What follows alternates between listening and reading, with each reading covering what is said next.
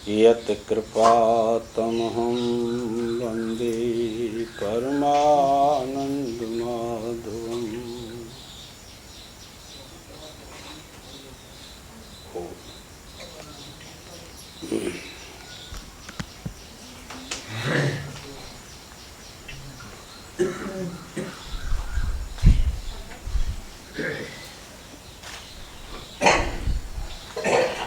असल में देहस्त्वचित पुरुषोयम सुपर्णः, देह जड़ और आत्मा चेतन है, बिल्कुल पृथक पृथक है। चेतन आत्मा कर्ता भोक्ता नहीं है और देह जो है वह हित अनित का अनुसंधान करके प्रवृत्त होने वाला नहीं है। अब दोनों का ज्ञान कराया शास्त्र ने। चेतन तत्व सबके शरीर में विद्यमान है,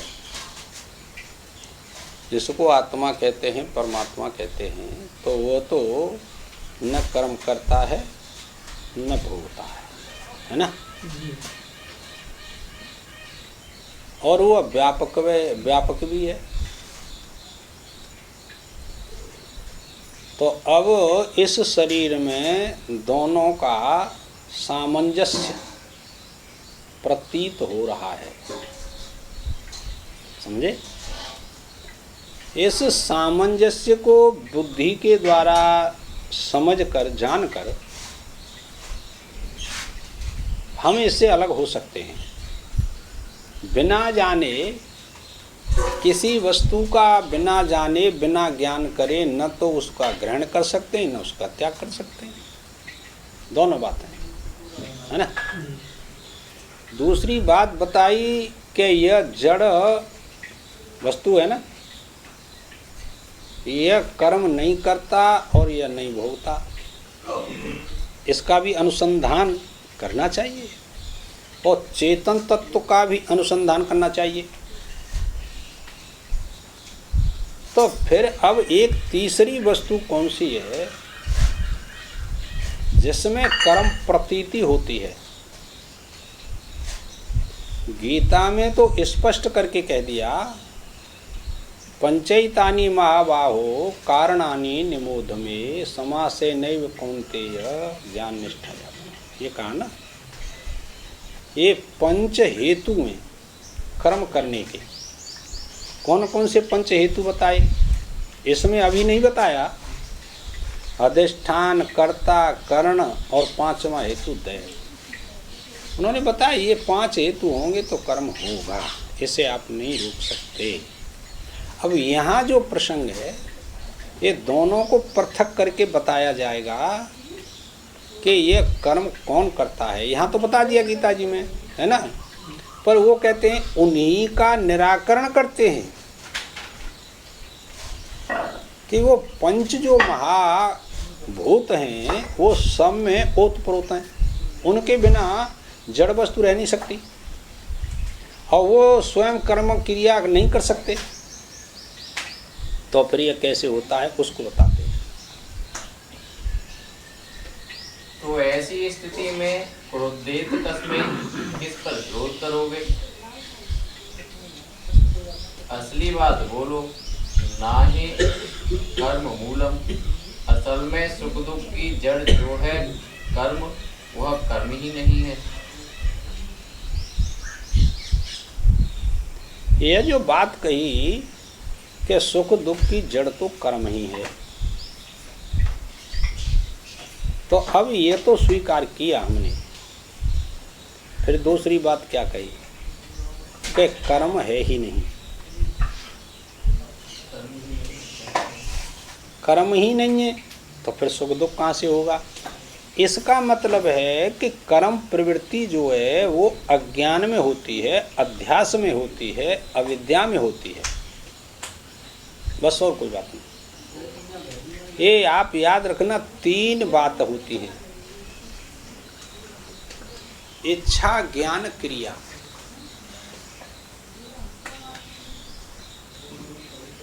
ये इच्छा, ज्ञान, क्रिया ये तीनों किस में रहती हैं, ये देखना चाहिए ना। तो वेद का प्रमाण देना चाहिए, स्मृतियों का प्रमाण देना चाहिए, पुराणों का प्रमाण देना चाहिए, इतिहास को भी लाना चाहिए।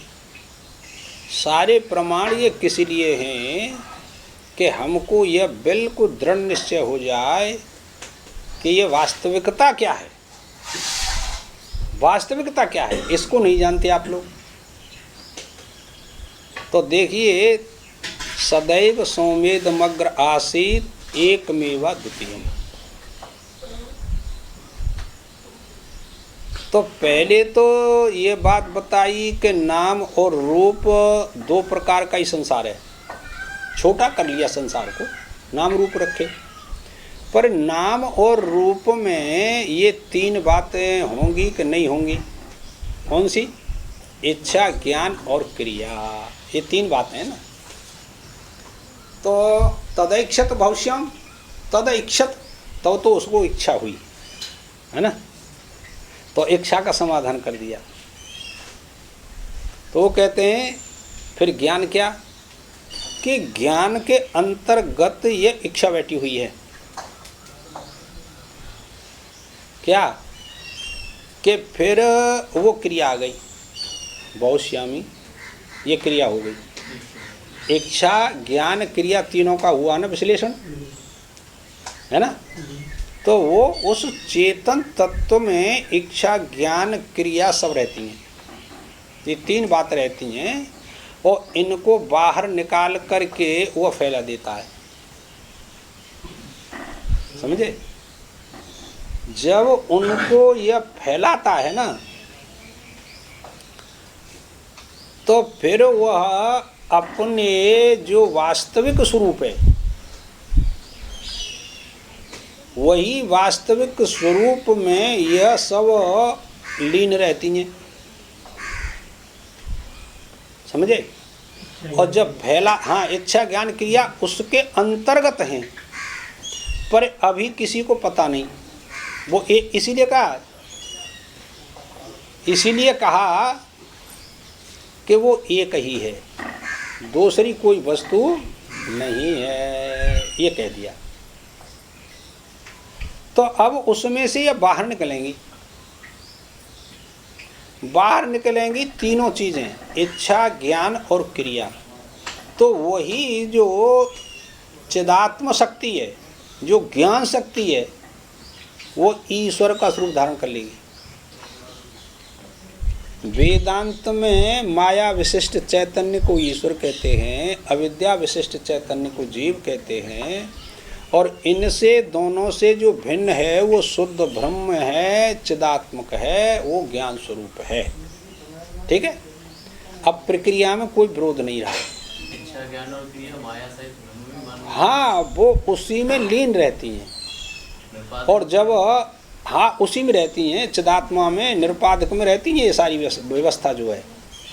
हाँ, और जब उसमें से यह प्राकट्य होगा कि मैं एक हो हम बहुश्यामी, मैं एक हो करके अनेक हो जाऊं, ये तो वेद की श्रुति है, इसमें क्या बात है। तो वो फिर ईश्वर का स्वरूप धारण कर लेता है। समझे? माया को लेकर के इच्छा, ज्ञान, प्रक्रिया वो विश्व में फैल जाती हैं। इनके कितने समाधान हैं जन? सत्व, रज, तम। उसने तीन स्वरूप धारण किया। जो ज्ञान स्वरूप ब्रह्म है ना, निरुपाधिक ब्रह्म है, उसने तीन स्वरूप धारण किया। कौन से? रजोजुषे जन्मने सत्यव्रतये स्थितौ प्रजानां प्रलये तमः स्पर्शये अजाय सर्गस्ते नाशहे तवे त्रिगुणये त्रियात्मने नमः। ओहो, देखो विचार करके आप लोग, विचार दृष्टि है ना। तो वो कहते हैं जब रजोगुण को स्वीकार किया उसी शक्ति ने, तो ब्रह्मा की उपाधि को लेकर के प्रकट हो गया। आपने सुना होगा पुराणों में कि ब्रह्मा जी प्रकट हुए कमल की नाल से और उन्होंने सृष्टि का विस्तार किया। सुना है ना, रोजाना सुनते हैं। तो रजोगुण को स्वीकार किया उस शक्ति ने, ब्रह्मा का शरीर धारण किया सूक्ष्म और सृष्टि की संरचना कर दी।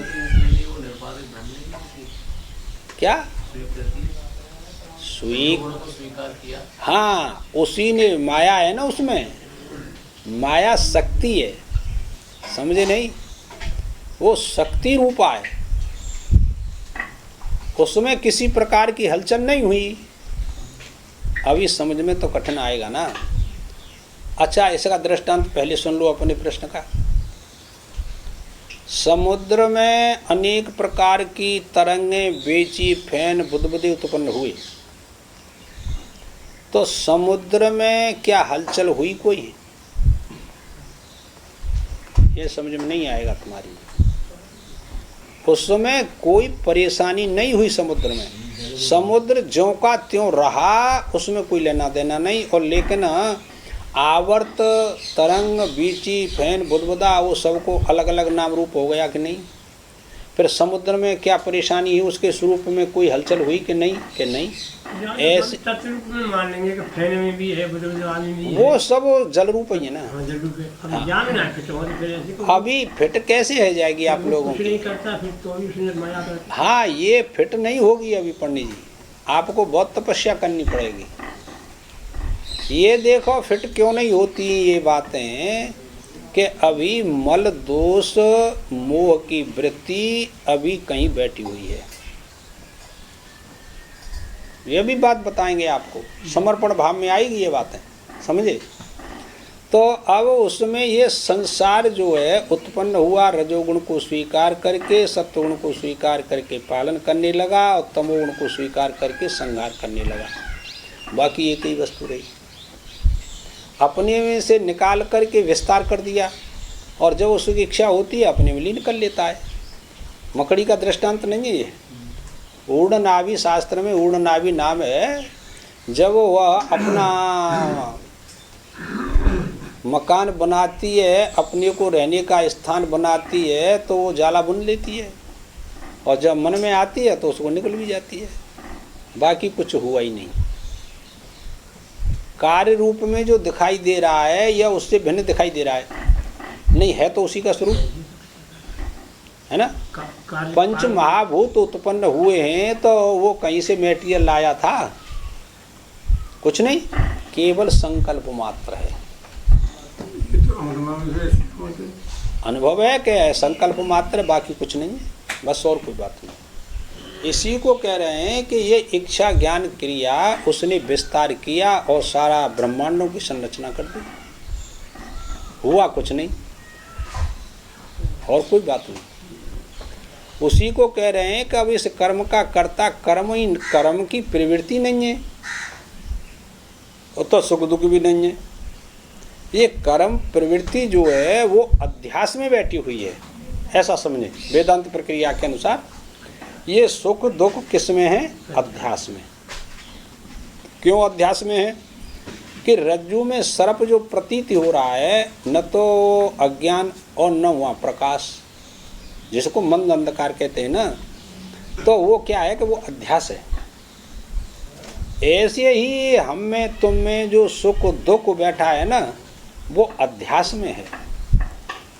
अध्यास क्या वस्तु है? अब ये समस्या हुई कि कहीं तो हम शरीर को ही अपना मैं मान लेते हैं कि मैं शरीर हूँ, दूसरे शब्दों में कहते हैं यह शरीर मेरा है। तो इसमें तो अलग हो गया, शरीर मेरा है आप कहेंगे कि नहीं? कि हाँ, कि तो मैं तो अलग हो गया और शरीर। अभी गंभीर विचार पहुंचा नहीं आप लोगों का। देखिए, एदम ने अहम को और निगल रखा है। एदम यह संसार, सुख दुख मान अपमान है ना, स्त्री पुरुष सारे 84 लाख योनि। तो एदम ने इस मैं को खा रखा है, पर वास्तव में नहीं ना खा रखा। ये आपको जानना पड़ेगा। जब इसका ज्ञान होता है, इदम का ज्ञान होता है कि इदम मैं नहीं हूं, मैं इससे अलग हूं, जब ऐसा बोध होता है तो अहम जो है इस इदम को निकल जाता है।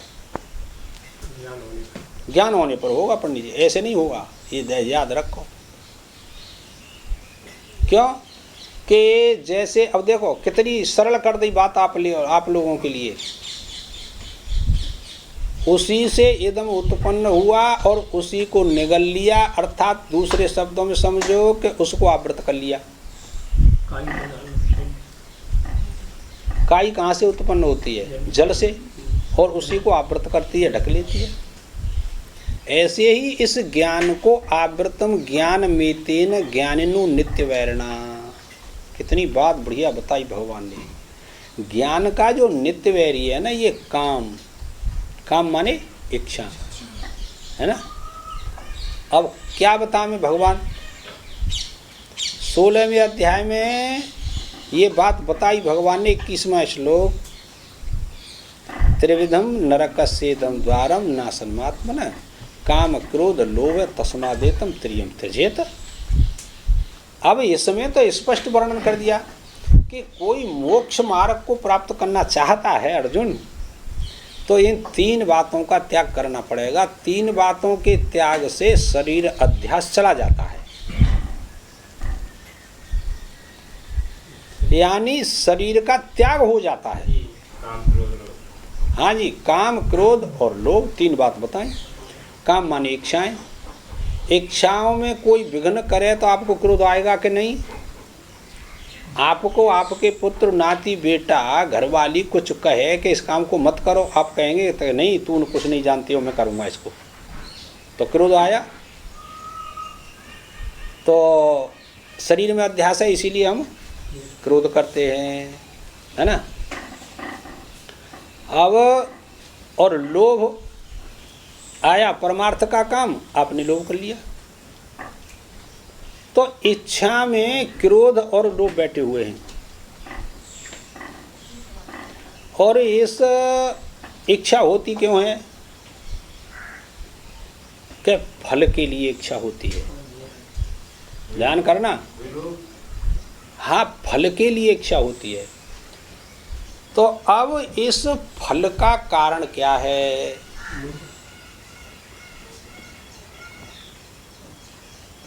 जानते हो फल का कारण क्या है? कोई बतावे कि फल का कारण यह है। नहीं नहीं पंडित जी, नहीं। और बता भाई, फल का भी तो कारण होगा। कर्म की प्रवृत्ति का कारण तो फल हो गया है। फल का कारण क्या है? आप नहीं बता सकते इसको, और बता सकते हैं तो बताओ, कौन बता रहे हो? इच्छा तो पहले है गई पंडित जी। इच्छा उत्पन्न हुई, कर्म में प्रवृत्ति हुई, कर्म में प्रवृत्ति हुई तो फल प्राप्त हो गया। हाँ जी, नहीं देखो, सुनो सुनो, अब सुन लो व्यास जी। फल का कारण है आनंद, सुख। फल प्राप्त करके आप आनंद की अनुभूति करते हैं कि नहीं करते, ये बताओ। सबको ये विशेष ज्ञात है कि फल प्राप्त होगा तो सुख होगा, दूसरे शब्दों में उसको आनंद कहते हैं। पर यह हमको बिना विचार के यह हमको प्रतीत नहीं होता। बाकी और कोई बात नहीं, विचार दृष्टि नहीं है। इसीलिए ज्ञान क्या करता है, देखो उस गीता में लिखा है, इस गीता में नहीं, शंकरानंदी गीता अलग है, उसमें लिखा है कि जो ज्ञान है वो विदेह मुक्ति से जोड़ता है। ज्ञान किससे जोड़ता है? विदेह मुक्ति से जोड़ता है। विदेह मुक्ति से कि हाँ, कि वह कौन सा ज्ञान है? प्रश्न है, वो ज्ञान कौन सा है जो विदेह मुक्ति से जोड़ता है? वो कहते हैं सम्यक ज्ञान। ध्यान करना, सम्यक ज्ञान ही विदेह मुक्ति से जोड़ता है और यह सम्यक ज्ञान ही योग की संसिद्धि है। अब पढ़ लो तुम, योग की सिद्धि क्या है कि सम्यक ज्ञान योग की सिद्धि है। ये चरम सीमा है, इससे आगे इस चरम सीमा जो वृत्ति है ना, इसमें किसी प्रकार की कोई इच्छा नहीं रहती, कोई कामना नहीं रहती, ये बिल्कुल उसमें समा जाती है। इच्छा ज्ञान क्रिया आनंद ही बैठे। बस बस बस बस बस और कोई नहीं। इच्छा होगी तो आनंद के लिए, ज्ञान करेंगे उससे फल प्राप्त होगा तो आनंद के लिए, और क्रिया होगी तो क्रिया से तो आनंद मिलता ही है, फल मिलता ही है। ये तीनों बातें पहले बताई देंगे, है ना। ये थोड़ा सा विचार दृष्टि करनी चाहिए। हाँ जी, फिर आगे पढ़ो। सबका मूल तो आनंद है ना। तो ऐसी स्थिति में क्रोधेत कसमें किस पर क्रोध करोगे? असली बात बोलो, नहीं कर्म मूलम, असल में सुख दुख की जड़ जो है कर्म, वो कर्म ही नहीं है। असल में कर्म नाम का कोई तत्व नहीं है। कवन, ये कब की बात कह दी? जैसे कि बुद्धि उस आत्म तत्व में स्थिर चित्त हो गया है, उसके लिए कोई कर्म नहीं, ये बात कही। गीता में कहाँ दिया, कौन सा श्लोक है? यशत्वात्म रतरेव स्यादात्म तृप्तश्च मानव आत्मन्यैव च संतुष्टस्य कार्यं विद्यते। उसके लिए कोई कर्तव्य नहीं। किसके लिए? जो आत्मा में ही रमण करता है, आत्मा में ही तृप्त है और आत्मा में कीड़ा करता है, ऐसे पुरुष के लिए कोई कर्तव्य नहीं। उसके लिए यहाँ लिखी है बात कि कर्म ही नहीं है तो सुख दुख कहाँ से होंगे, ये बात है। कर्म न लंबा है न चौड़ा है, न लाल है न पीला है। ले यहाँ तो हुआ तो ले ले, हाँ ले तू जई खाना। पहले कर्म था कि पहले शरीर था? पहले कर्म था तो बिना शरीर के आया कहाँ से? अब इसका निराकरण आप नहीं कर सकते, ये तो बहुत प्रश्न बन जाता है। पहले कर्म था कि शरीर था? मोटो दृष्टांत तो कहा है। अच्छा पहले ये बताओ कि पहले वृक्ष था कि बीज था? एक प्रश्न है ना। अच्छा एक बात बताओ, पहले हथौड़ा बनियो कि सड़ासी बनी? विचार दृष्टि के दृष्टांत हैं ये,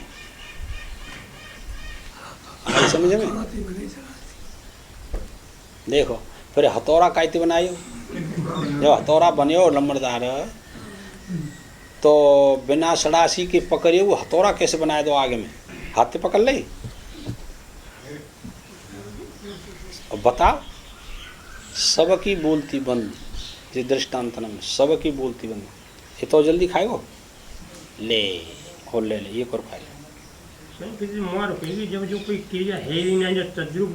पंडित जी संकल्प सृष्टि कुछ हुआ नहीं करती। या के दृष्टांत जे पंडित जी महाराज देखो कि स्वप्न में तुमने संसार रचा, वो कहाँ से लाए? आप कहाँ से लाए बताइए?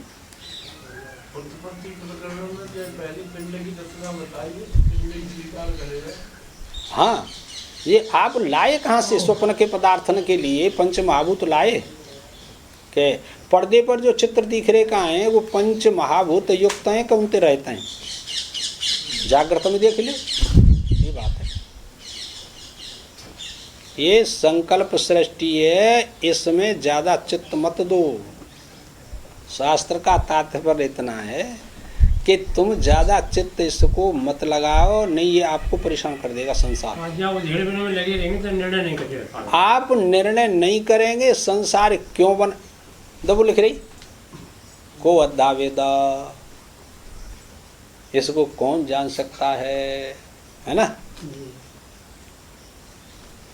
कुत आ जाता, यह जगत कहाँ से आया, कुतयम भी सृष्टि, यह सृष्टि किसके लिए हुई, इसका आप उत्तर नहीं दे सकते। अब इसका समाधान करने के लिए आपको एक दृष्टांत याद करना पड़ेगा। दाग लग गया, आप तो बहुत जगह गए, हरिद्वार गए, कबू काशी गए, फिर दाग लग गो, घर आए के देखो कि भाई दाग लग गो। अब तुम कहाँ उसको खोजोगे कि कहाँ लगे हो दाग। रिक्शा में भी बैठे, टेम्पू में बैठे, रेल में बैठे, बस में बैठे, अब पूछते डोलोगे सब तो जीवन निकल जाएगा, लेकिन आपको पता नहीं लगेगा दाग कहाँ लगा। फिर करना क्या चाहिए कि साबुन सर्फ लो, तेल लो, उसको छुड़ा दो, बस छुट्टी हैगी, आप सुखी हैगे। ऐसे ये संसार कहाँ से आया, क्यों बनाया, इसको मत खोजो। ये जो हमको दुख देने वाला है ना संसार, इसको प्रज्ञा के द्वारा बस इसका नाश कर दो, बाकी और कोई बात नहीं, आप सुखी हो जाएंगे। ये इसका समाधान है। क्योंकि संकल्प सृष्टि है, स्वप्न में तुम कितना दुख पाए रहे, ये बिल्कुल प्रत्यक्ष पर ये भी अनुभव नहीं किया।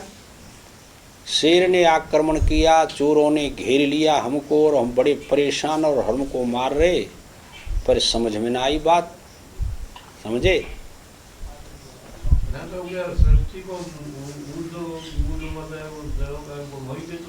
वो तो वो एक चेतन तत्व चिदात्मा ही है, इसीलिए उसको रखा जाता है विवर्त उपादान कारण में।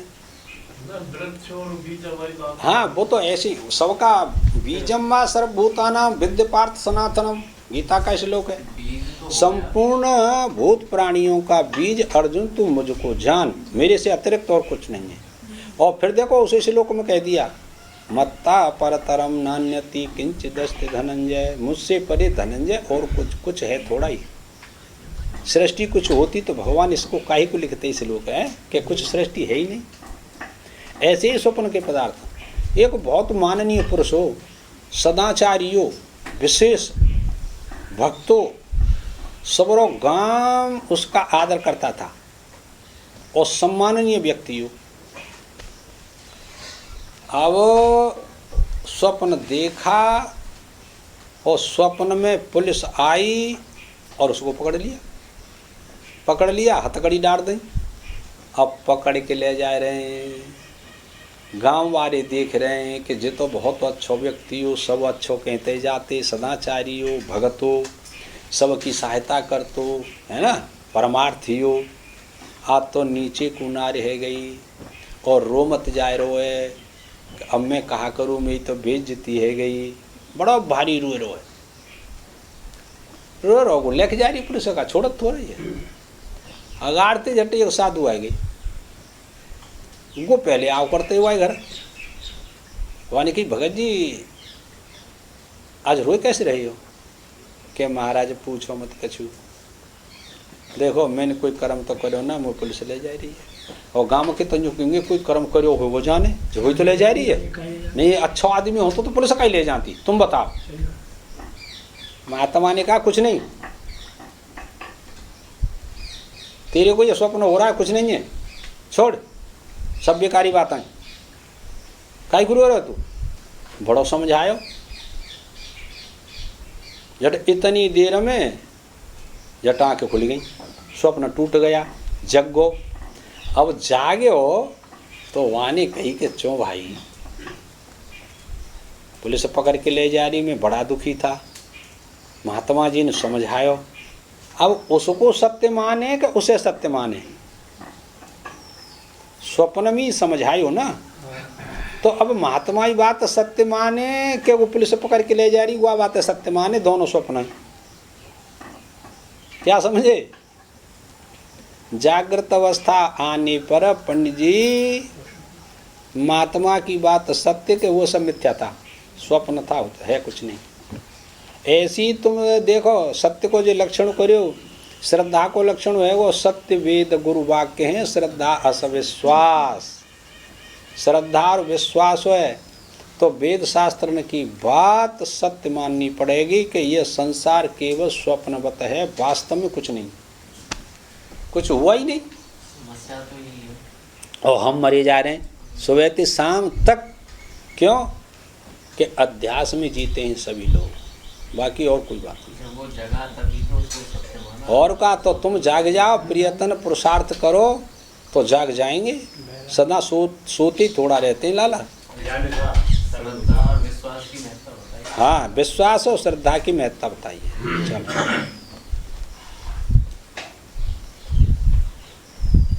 पहले कर्म था कि पहले शरीर था? पहले कर्म था तो बिना शरीर के आया कहाँ से?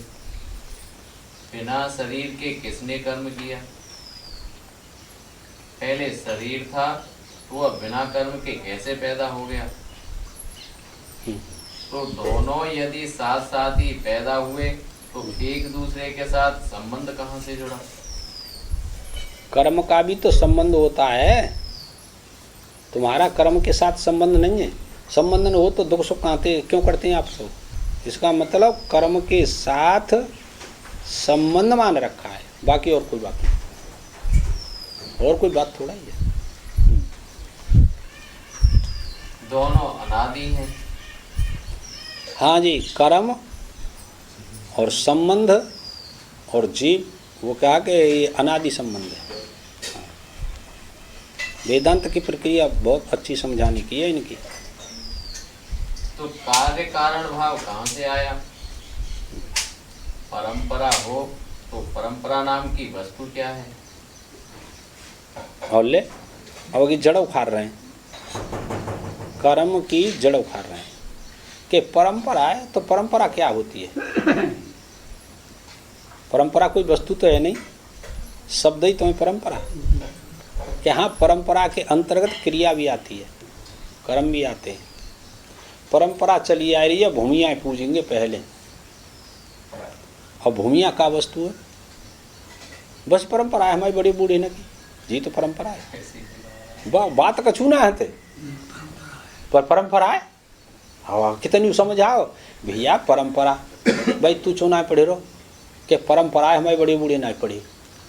अब ले साहब जो कोई परंपरा है, बड़े बूढ़े ना पढ़े तो तू तो पढ़े ले कम से कम है। देख विद्या को कहा हो जो विद्या काई को बनाई परमात्मा ने, कहना परंपरा है। ये केवल अंध परंपरा कहता है। आई समझ जी, अंध परंपरा है। का अंध परंपरा है? ये समन पे घटे रहो लक्षण। हमारे रामानंद स्वामी जी कहते हैं, एक लड़की को पकड़ लाए, एक लड़का पकड़ लाए, और दोनों का विवाह हो गया। फिर कहते हैं कि गे हमारो है, गे हमारो। भाई यही तो अंध परंपरा है कोई किसी का नहीं। पर समस्या ठाड़ी कर दी कि परंपरा है, विवाह होता है और एक दूसरे से कि जी मेरो है जी तेरो। और जब रोटी करके न दिए घर भाई तो क्या कहते हैं, भाई बहुत दुष्ट आई है, जन कहाँ थे। अब जो परंपरा कहाँ चली गई भैया? गाय खाई दे रहा हुआ, मारपीट खाई कर रहा है, परंपरा है। ये केवल संकल्प मात्र सृष्टि है, वास्तव में कोई किसी का नहीं। ये बात है। भगवान की कृपा हो तो इस ग्रस्त जीवन से अपने को पृथक रखना बस। नहीं कर्म मूलम, असल में मूलभूत कर्म ही नहीं है। और जब कर्म ही नहीं है तो ये कर्म सुख दुख कहाँ से देंगे? असल में मन ही कारण की कल्पना करता है, कार्य की कल्पना करता है। तो जब तक कर्म और कर्म के फल का शरीर में आवेश है तभी तक यह शरीर और कर्म चलते हैं। जहाँ कर्म और शरीर का आवेश क्षीण हो गया वहाँ संसार की प्रसक्ति नहीं होती। भाई देखे, कर्म और कर्म शरीर का आवेश खत्म हो जाए, ये आवेश जो है इसी को अध्यास कहते हैं। छोटो कर लियो, कर्म और शरीर को छोड़ करके अध्यास शब्द लाओ। अध्यास शरीर में जब तक रहेगा तब तक सुख दुख कर्म प्रवृत्ति आप करते रहेंगे, आप नहीं रोक सकते से। ये बात। और शरीर ही कर्म करता है। हो चेतन तत्व तो कर्म करता ही नहीं। कर्म के संबंध में जो निरूपण किया वह जरा गंभीर है।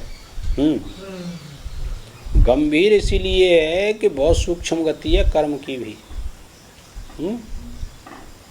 कर्मण्य पश्चेदी कर्मणि च कर्मय सा बुद्धिमान मनुष्येषु सा युक्त कृत्सन्न कर्म कृत। सवेरे सवेरे ऐसा चल रहा है मेरे लिए।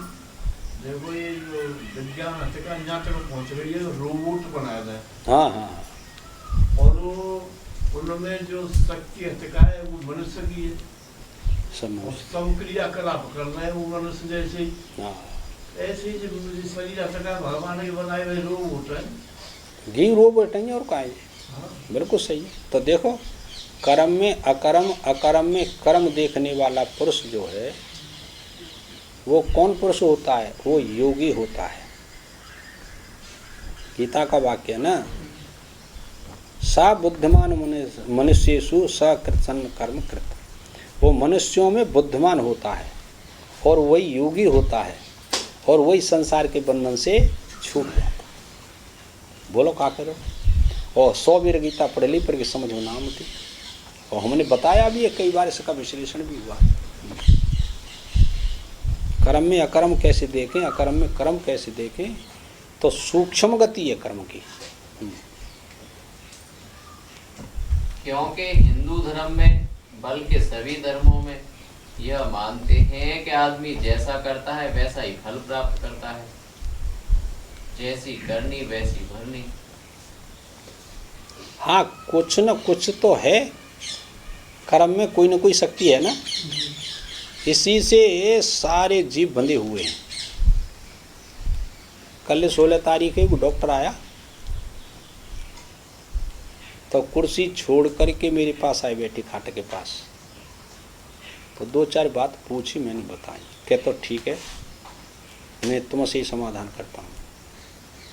उसने अपनी बात बताई। रुड़की के पास में एक मजार है, कब्र बन रही है, वहाँ बाजार भी है, रुड़की ते हटके। तो कि स्वामी जी मैं कभी कभी चला जाता हूँ, तीर्थ तो मैं करता ही हूँ। अब वो बद्री केदारनाथ ते आए सरोवर। उसने बताया कि मैं वहाँ चला गया तो वहाँ लोग क्या कर रहे थे। आप मेहदीपुर बालाजी गए कब? वहाँ जैसे खेलते हैं ना, तुम सनातन में उसको भूत कहते हैं, तो उस मजार पर भी यही काम होता है बाबूजी। कोई हाथ मार रहा है, कोई सिर मार रहा है, कोई पैर मार रहा है, कोई हाय हाय कर रहा है, कोई कछु कर रहा है।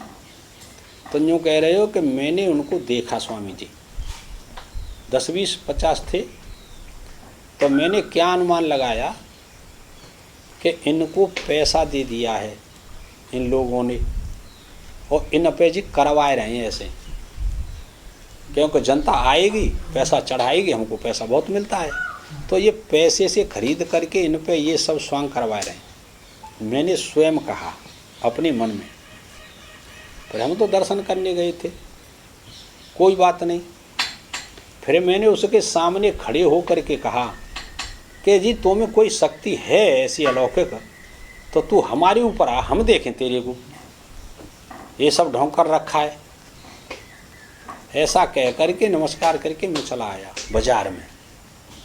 और जैसे ही बाजार में आया मैं, स्वामी जी, बच्चे भी साथ में थे, बस फिर मैं गाने लगा और अपने कुर्ता और सबको फाड़ करके फेंकने लगा और नाचने लगा। अब बच्चे घर वाले कहें, ये बच्चे थे कि पिताजी तो पागल हो गए। काफ़ी देर तक ऐसा स्वांग किया मैंने, लेकिन मुझको पता नहीं था। फिर बच्चों ने क्षमा याचना मांगी, थोड़ी देर बाद मैं स्वस्थ हो गया। तो कोई ना कोई शक्ति तो है सभी जगह, मैं ऐसी अनुभूति करता हूँ। मैं वृंदावन भी जाता हूँ दर्शन करने, तो अपने घर भी राधा कृष्ण की मूर्ति लगा रखी है 3 फुट की, पूजा करता हूँ ढंग से और सारा घर करता है। तो कोई ना कोई शक्ति है। तो आने तो और प्रश्न किया तो मैंने बताया कि तो मैंने आपसे इसीलिए पूछा है, कोई ना कोई शक्ति है। तो शिव शक्ति तुम दर्शन करा सकते हैं कि तुम में ताकत हो? कि भाई मेरे में ताकत नहीं है, अब मैं कुछ नहीं कहता आपसे, जरा चुप करेंगे। ये तो अपनो अपनो काम है। व्यवहार में तो नरक में जाओगे, दुख पाओगे। ठीक बात है। पुण्य करोगे तो यहाँ भी संतोष तो मिलता है ना। पुण्य कर्म करने से इस शरीर में संतोष आपको मिलता है, सत्कर्म करने से, है ना, पुण्य कर्म करने से। और मरने के बाद तो उच्च लोक प्राप्त होंगे ही होंगे आपको कि हमने बहुत अच्छा काम किया।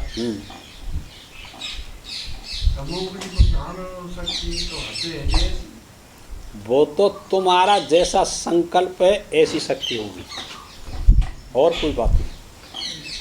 पर ये बिल्कुल मूल की बात है। इससे जो कार्य वाली जो शक्ति है वो फिर अलग है जहाँ, पर मूल में तुम्हारा संकल्प है। ये विशेष तुम्हारा संकल्प है, कहा कहूँ छवे आज की भले बने हो नाथ, और तुलसी मस्तक जब नवे जब धनुष बाण ले हार। अपना ही संकल्प था कि तुम्हारा सबका संकल्प था?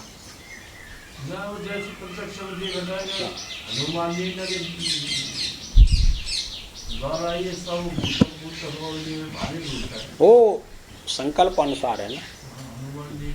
तुमने यही तो संकल्प किया, हनुमान जी की आराधना की, उसकी सेवा की और जप मंत्र किया और सिद्धि कर लिया अपने हनुमान की। आपका ही तो संकल्प है। तुम जैसा संकल्प करोगे ऐसी तो शक्ति बन जाती है। वो भाई हमका परेशानी की बात है। अपना ही संकल्प होता है, मूल में अपना संकल्प होता है। वह काम चाहे पूरा हो चाहे न हो, उससे दूसरे की भलाई हो चाहे न हो, अपनी ओर से जब हम अच्छा काम कर लेते हैं तो अपने मन में एक संतोष आता है। हाँ। एक तृप्ति आती है। ठीक बात है कि हाँ भाई, हमसे तो जो बन सकता था वो कर लिया। आज जितनी हमें सामर्थ्य थी उतना सत्कर्म, भजन, ध्यान, पूजा पाठ कर लिया, दान यज्ञ पुण्य। अब सफलता नहीं मिली तो इसमें हमारा कोई दोष नहीं है। यदि अपनी ओर से न करो तो ग्लानि होती है कि हाय हाय हमसे गलती हो गई, यह काम नहीं किया। अच्छा एक बात बताओ, सभी पुरुषार्थ कर रहे हैं, आप लोग यहाँ आते हैं, रोजाना सुनते हैं, तो ज्ञान का आविर्भाव अपने हृदय में वास्तविक रीति से अभी उत्पन्न नहीं हुआ, तो इस पुरुषार्थ की हानि हो गई कि नहीं? कि नहीं? पुरुषार्थ झोंकाते हैं आपका, कालांतर में इसका फल मिलेगा। कहीं अभी आपके पुरुषार्थ में थोड़ी सी कमी है, विक्षेप है, इसलिए पूर्ण बोध नहीं होता। और उसको आप त्याग कर दें, आपको बोध हो जाएगा, बाकी और कोई बात नहीं। तो लोक व्यवहार की दृष्टि से तो यह बात सच्ची है, पर परमार्थ दृष्टि से यह बात सच्ची नहीं है। ठीक बात। दो दृष्टि होते हैं ना, एक पारमार्थिक दृष्टि होती है और एक व्यावहारिक दृष्टि होती है। ऐसे कह लियो दो सत्ताएं, एक पारमार्थिक सत्ता है और एक प्रातिभाषिक सत्ता है। व्यावहारिक सत्ता को प्रातिभाषिक सत्ता में दोनों को एक मान करके यह बात कही। यह बड़ी ऊंची बात है। हाँ, ये ऊंचा सिद्धांत है। ऊंचा सिद्धांत है कि पारमार्थिक सत्ता में यह सब कुछ नहीं है, न कर्म प्रवृत्ति, न कोई सुख दुख, कुछ नहीं। ये पारमार्थिक सत्ता है, वो चेतन की ये पारमार्थिक सत्ता। मांडव्य कारका के चतुर्थ प्रकरण माने हालात शांति प्रकरण में इस सब सिद्धांत का प्रतिपादन हुआ है।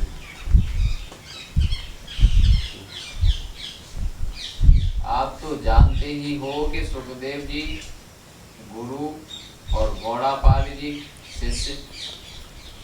सुखदेव जी के शिष्य कौन थे? गौड़पादाचार्य। हमारी समझ, गौड़पादाचार्य के शिष्य कौन थे? शंकराचार्य। क्या समझे? ये परंपरा है, गुरु शिष्य की परंपरा है। बिना गुरु के ज्ञान नहीं हो सकता। आई समझ में? गुरु बिन होय कि ज्ञान,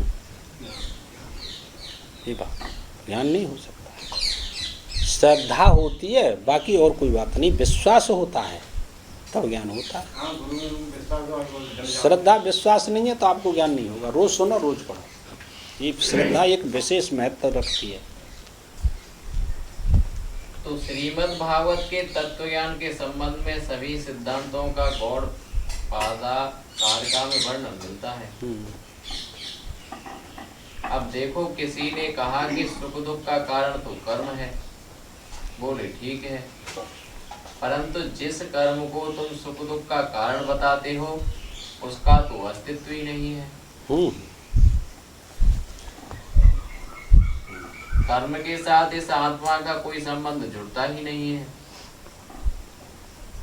न तो यह करता है न भोगता है। कर्तापन में जड़ता की प्रधानता होती है और भोक्तापन में चेतनता की प्रधानता होती है। ऐसा सांख्य शास्त्र वाले कहते हैं। और गीता में कौन सा श्लोक है? पुरुषः प्रकृति स्थो हे भूते प्रकृतिर्जान गुणान कारणम गुणसंगोसी सद सद्यो निजन्मसु। पुरुष प्रकृति में स्थित होकर के तीनों गुणों से युक्त हुआ भोक्ता होता है, ये कहा है ना। तो मेहनत तो आपको करनी पड़ेगी, तो विशेष करके इसको जानना चाहिए। और संबंध न रहे, आरोपवाद है ये, हाँ, तो वो भोक्ता बन जाता है। वही ये कह रहे हैं, कर्म में जड़ता है और भोक्तत्व में चेतनता है। बिना चेतन के भोग हो ही नहीं सकता, चाहे सुख हो चाहे दुख हो। ये बात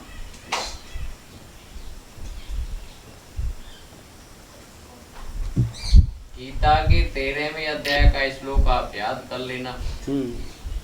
कार्य करण कर्तव्ये हेतु प्रकृति उच्यते पुरुषा सुख दुखानां भोक्तृत्वे हेतुरुच्यते। भोक्तृत्व में पुरुषत्व हेतु है, पुरुषत्व चेतनत्व हेतु है, और कर्तव्य में प्रकृति हेतु है। इसलिए जो पूर्व मीमांसक कर्मवादी हैं वे आत्मा को चिद अचिद रूप मानते हैं। दोनों भाव मानते हैं आत्मा में। चित ज्ञान स्वरूप भी मानते हैं और जड़ भी मानते हैं। हाँ, ये बात। जैसे इसमें दृष्टांत देते हैं, एक अंग जड़ होता है और एक अंग प्रकाशयुक्त होता है। किसका? जुगनू का। जैसे जुगनू कभी चमकता है कभी नहीं चमकता। आएगा ना दृष्टांत का। हाँ। ऐसे आत्मा कर्म के साथ संबंध करके प्रवृत्त होता है, तो जब वह अपने को विकारी अनुभव करता है कि मैं सुखी हूँ, मैं दुखी हूँ, तब वह जड़ हो जाता है। और जब यह सोचता है कि यह काम करने से हमको बहुत लाभ होगा, तब उसे चेतनता की प्राप्ति हो जाती है। परंतु एक ही आत्मा जड़ भी हो और चेतन भी हो, ये दोनों बात परस्पर विरुद्ध है। ठीक है साहब, पीछे थे ये फैसला कर दो। हाँ, मीमांसकों का खंडन कर दिया। इसलिए अपने को पापी पुण्यात्मा और सुखी दुखी समझना, ये दोनों भ्रांति से होता है। अब सबको फैसला कर दो वेदांत ने कि अपने को पापी समझना, पुण्यात्मा समझना, वो कहते हैं ये भ्रांति है। ये बात, न चेतन पुण्यात्मा और न पापात्मा, ये तो बिल्कुल अलग है। शरीर में रहते हुए भी अलग है। अनादित्वा निर्गुणत्वात् परमात्मा यमव्ययः शरीरस्थो अपि कौन्तेय न करोति न लिप्यते। स्पष्ट कर दिया भगवान ने।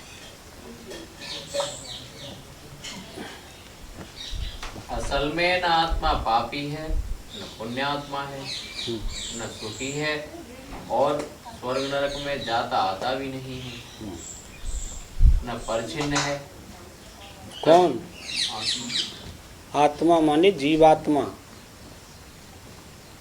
वो तो सर्वज्ञ है, सर्वव्यापक है जीवात्मा, थोड़ी ग्रंथि है ना। उस श्लोक में देखना, जो ऐसा अनुभव करता है वो सर्वज्ञ पुरुष होता है। जीवात्मा को सर्वज्ञ बताया, कौन से श्लोक में बताया? यो मामेवं सम्मूढ़ो जानाति पुरुषोत्तमा स सर्वविद भजत माम सर्वभावेन भाव। वो सर्वज्ञ पुरुष होता है। जीवात्मा कभी परिच्छिन्न हुआ ही नहीं, वो तो उपाधि नहीं है और प्रतीत होता है संबंध से। हाँ, ये बात है।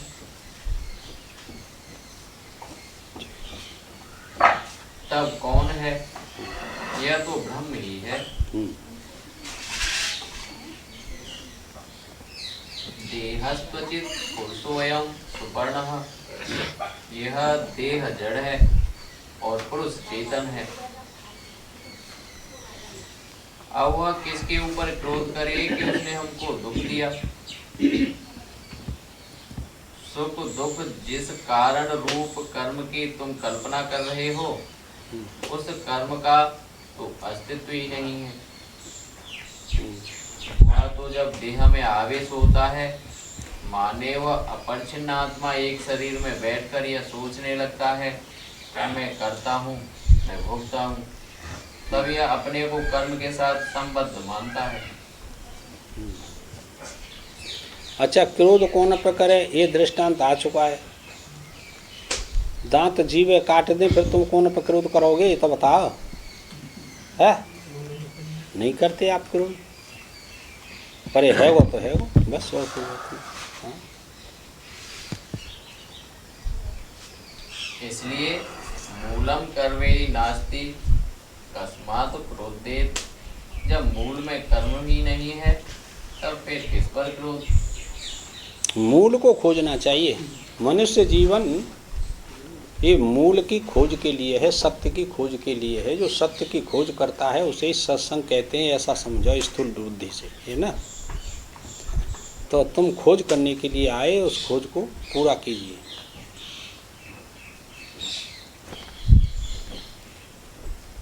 कालस्य हेतुः सुख दुःखयोः चेत्मात्मनः तत्र तदात्मकोऽसौ नाग्नेः तापो न हिमस्य तत् स्यात् क्रोधेत कस्मै न परस्य द्वन्द्वम्। झंझटू शास्त्र डालो, समाधान करो। सब काम झाड़ू का प्रवाद चलो। तुमने अपने आप झंझट डाल रहे हो और अपने आप छोड़ रहे हो। प्रमाण तो शास्त्र ही आया होगा। हाँ, तो तुम का प्रमाण ना होता ही, तुम तो प्रमाण ही हो।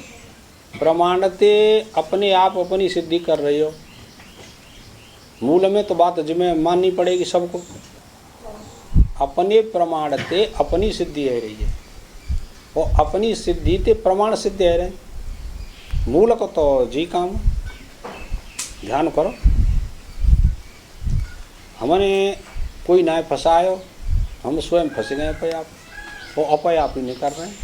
तो ये तो वेदांत सिद्धांत को लेके है वो। और का माँ ये है नहीं कि आत्मा ही कर्ता भोगता है, कोई वैसे सके। द्वैत को लेकर के अज्ञानी पुरुष तो ऐसा ही कहते हैं कि आत्मा ही कर्ता भोगता है। वह खंडन तो कर दिया, उसका खंडन। शास्त्र ने कोई झंझट ही नहीं छोड़ा। जहाँ यह बात आती है कि यह सृष्टि संकल्प मात्र है, तो सबका पराभव हो जाता है, परिहार हो जाता है। केवल संकल्प मात्र। हाँ, तो फिर यहाँ तुम काई को आमत है, फिर तुम यहाँ सब काई को आमत है, 10 20 50 40 फिर काई आमत है, शब्द अलग अलग ना होता है। तो हाँ, जे शब्द अलग अलग ना होते तो फिर कहा हो।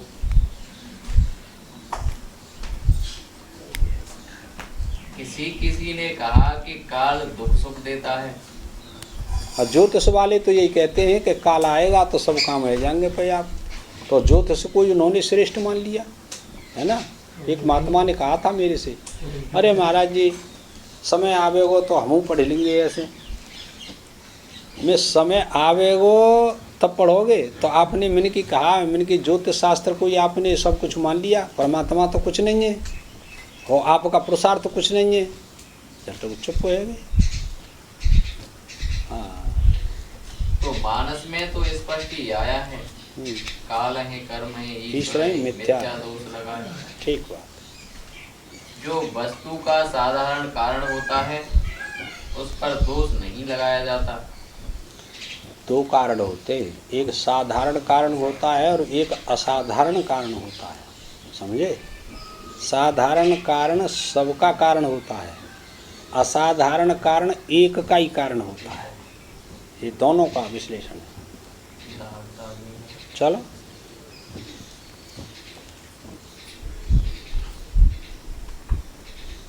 जैसे शरीर से सारे अच्छे बुरे कर्म ईश्वर की शक्ति से होते हैं। उसका प्रकाश न हो शरीर में तो फिर शरीर क्या कर्म करेगा, तुम बताओ। जैसे सूर्य का प्रकाश न हो तो तुम कोई सी पुस्तक नहीं पढ़ सकते, न गीता, न रामायण, न भागवत, कुछ नहीं पढ़ सकते आप। न अंग्रेजी पढ़ सकते हैं, न हिंदी पढ़ सकते हैं, न उर्दू पढ़ सकते हैं, न फारसी पढ़ सकते हैं, प्रकाश न हो। तो ईश्वर तो सब कर्मों का साधारण कारण है। ठीक है, जो सबका कारण हो साधारण कारण कहते हैं। अब उस पर दोष गुण नहीं लगाया जाता कि तुमने ऐसा क्यों नहीं कराया और ऐसा क्यों कराया।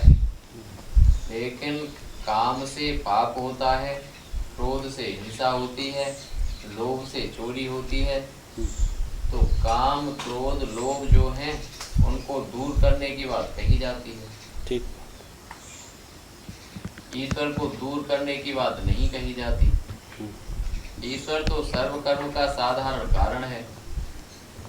सामान्य रीति से वो सबको शक्ति देता है।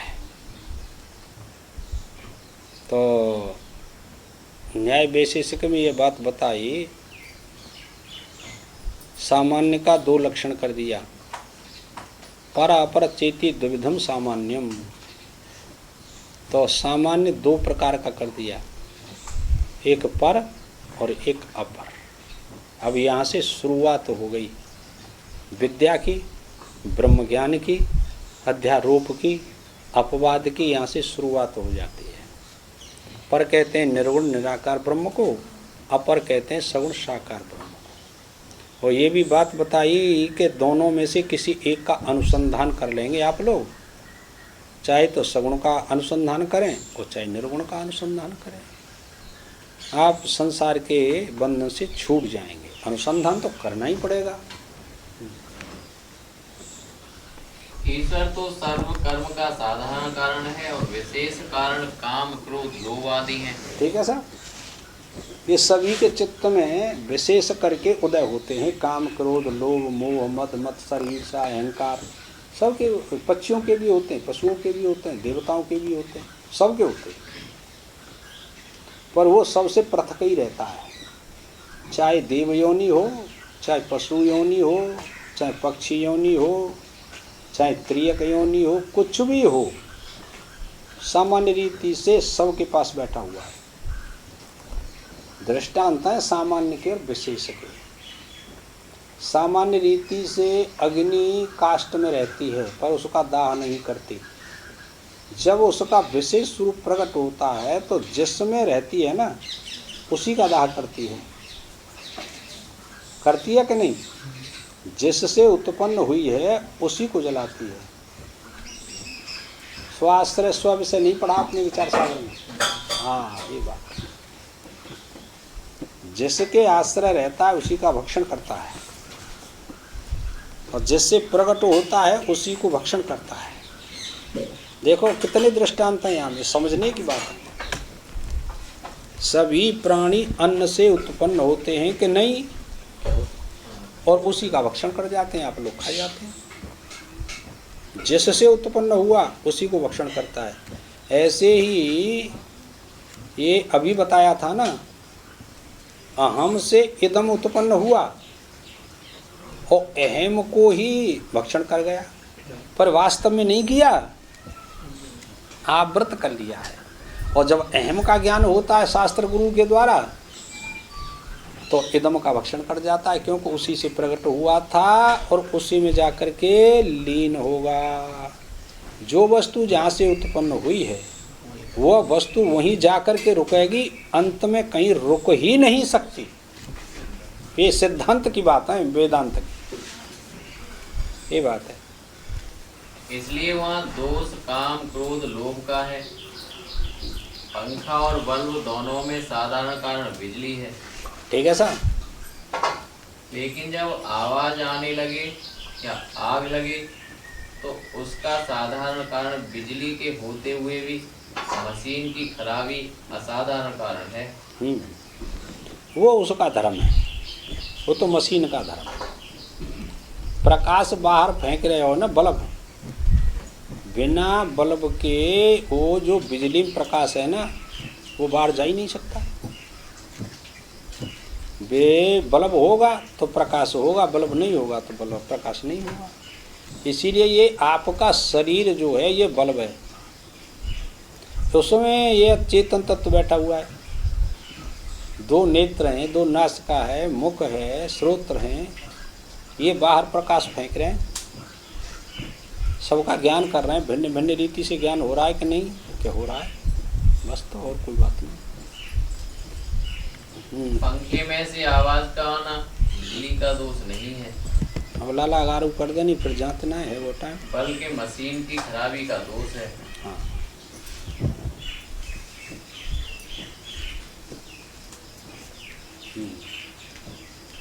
है वो टाइम राजे, है वो काम, है वो काम, बंद कर दे। हाँ तो चलो बंद कर दे। इसी प्रकार काल यदि दुख दे तो काल का दिया हुआ दुख आत्मा को कभी होगा ही नहीं। क्यों? क्योंकि जो दुख देने वाला वही दुख लेने वाला।